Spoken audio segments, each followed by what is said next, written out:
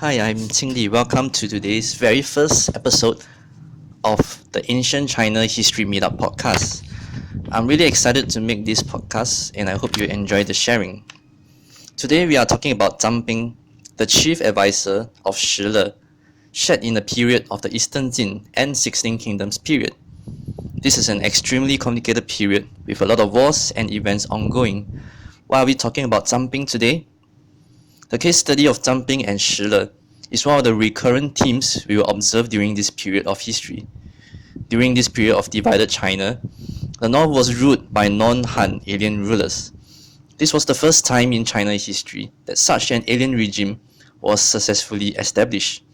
And we will see that the non-Han rulers placed a high level of trust and entrusted responsibilities to the Han Chinese in their government. Zhang Bing was a Han Chinese from the Han gentry class, while Shile was from the Jie minority tribe. This is an interesting relationship. We will explore how the Han rulers relied on the local Han Chinese to establish their empires. Zhang Bing had a huge role to play in the success of Shile's state building. So let us now look into the context of the historical period of the 16 kingdoms. Prior to the 16 kingdoms, the Jin dynasty was plagued with political infightings between the various Jin princes. The weakening of the central government was an opportunity for the nomadic clans to grab for power themselves. These non-Han minority clans had been resettled within the Chinese frontiers for many years. These non-Han minority, some of them were accustomed to the Chinese way of life and held military roles in the Jin government. Soon, there were uprisings by these tribal clans. One of the main successful uprisings was led by the Xiongnu tribes. They managed to unify the north of China, which was the main central heartland of the Chinese civilization at that time. The Xiongnu established the Hanzhao kingdom in the north. The remnant of the Jin government was exiled to the south of the Yangtze River. This Jin government was known by the historians as the Eastern Jin. Shile joined the Hanzhao forces. He was a charismatic military commander, scoring numerous victories against the Jin forces. Shile slowly rose in ranks and became one of the top Hanzhao generals. He was given a fair amount of autonomy to lead his own military campaigns against the Jin forces. It was during this campaign that he acquainted a local Han by the name of Zhang Bing. Zhang Bing was from the political and scholarly upper class. His family had experience in state administrative matters. His father was a commandery governor. Zhang Bing himself served briefly in the Jin government. However, he was disillusioned with the weak and ineffective Jin government. Leaving the government service, he left the government service to seek opportunities elsewhere. Zhang Bing was impressed with Shile. He saw Shile as a competent and wise ruler who would give him the opportunity to put his talent to great use. He remarked that together with Shile, they could achieve great success. In Chinese, 独虎将军可与共成大事. It is interesting to note that Zhang Bing chose to serve under Shile, despite the traditional mindset that the tribal people were culturally inferior to the Han Chinese and hence were despised upon. Shile later advanced southwards, as far as the Xiangyang on the Han River. Shile was in fact keen to advance forward to capture Jiankang, present-day Nanjing, which would later become the capital of Eastern Jin. However, Shile's campaign was met with difficulties and resistance. He had little success in his southern campaign. At this time, Zhang Bing put forward his famous Gepo plan, which was named after the location whereby his plan was presented. In brief, the plan comprised of focusing on the capture and consolidation of the north with the abandonment of the south. Zhang Bing believed that the Jin forces still held the ruling legitimacy and the government still had considerable supporting force. It would not be easy to take down the Jin forces within such a short time. On the other hand, the north provided opportunities for an established base. Zhang Bing advised the capture of the Yecheng as the permanent base to unify the north. Shi Le readily accepted this plan. Abandoning his original plan of a southern invasion, he marched his troops northwards now, only to realize that Yecheng was well fortified and difficult to take down immediately. There was a slight modification to the plan. Now, the objective was switched to capturing the weaker Xiangguo, which was about 100 kilometers away from Yecheng. Xiangguo was seen as a viable alternative, as a strong base as well. The capturing of Xiangguo was successful, and Shi Le went on to consolidate his position by occupying the other areas around the vicinity. Having established a stable government and a strong base, Shi Le was now on his way of achieving his great ambition to be the supreme ruler of northern China. The opportunity came when the Hanzhao kingdom began to show signs of weakness. Zhang Bing at this time suggested to Shi Le that the time was ripe to challenge his former overlords. Shi Le now named his kingdom the Zhao Kingdom as well.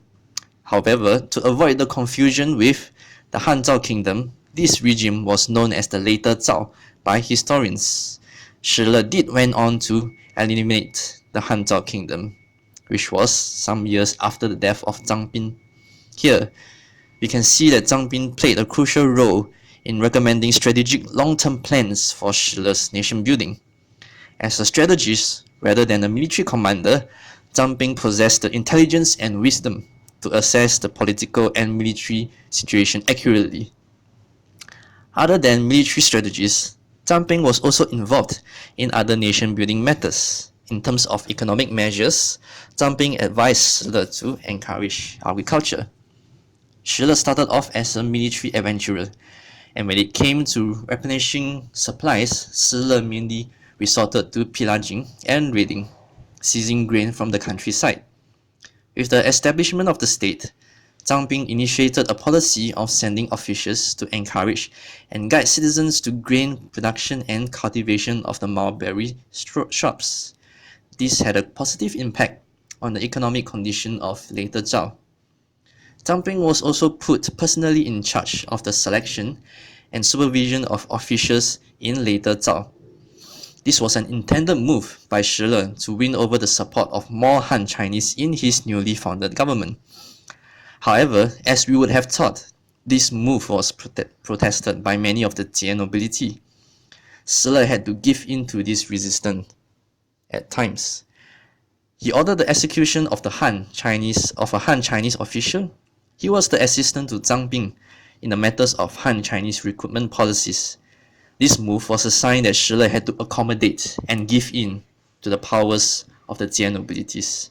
Despite this setback, Zhang Bing was successful in winning over the Han gentry class to a certain degree. We do observe a substantial number of Han Chinese serving in the courts of later Zhao. Zhang Bing's death came too soon. His service in later Zhao was too short, but despite his short stint, we can see the impact he had made to the founding of the state. Shi Le himself was devastated by Zhang Bing's passing. They had an extremely close relationship where they show a high level of informal mutual trust and respect. Shi Le bemoaned that prior Zhang Bing's death, whenever there was a disagreement in the state affairs, he would go to Zhang Bing's cottage and resolve the issue. But with his passing, things were not the same. Shi Le also remarked, "Is it that heaven does not want me to succeed? Why take my Youhou so soon?" Here, Youhou refers to Zhang Bing.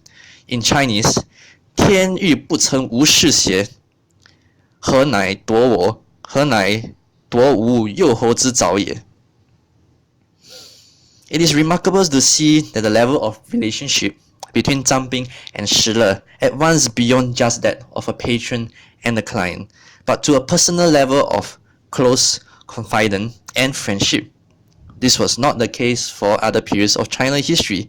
In comparison to the Ming dynasty of a despotic rule where officials were treated more like slaves. To conclude, during this period of time, there was still strong ethnic tensions between the Han and the non-Han ethnic groups. Hence, it was difficult to achieve true unification. But efforts made by rulers like Shi Le was commendable. The non-Han rulers had a difficult task of maintaining power between their own tribal clans and the Han gentry class. These rulers continued to rely on Han Chinese and entrusted them with heavy responsibilities. You would see so in the case of Fu Jian and Wang Meng of the former Qin, and the Tuoba clan and Cui Hao of the Northern Wei. These two case studies will be a topic that we could explore in the future. With that, I end my sharing today, and I hope you enjoy today's episode. If you are interested in China history, do visit my YouTube channel and my meetup page.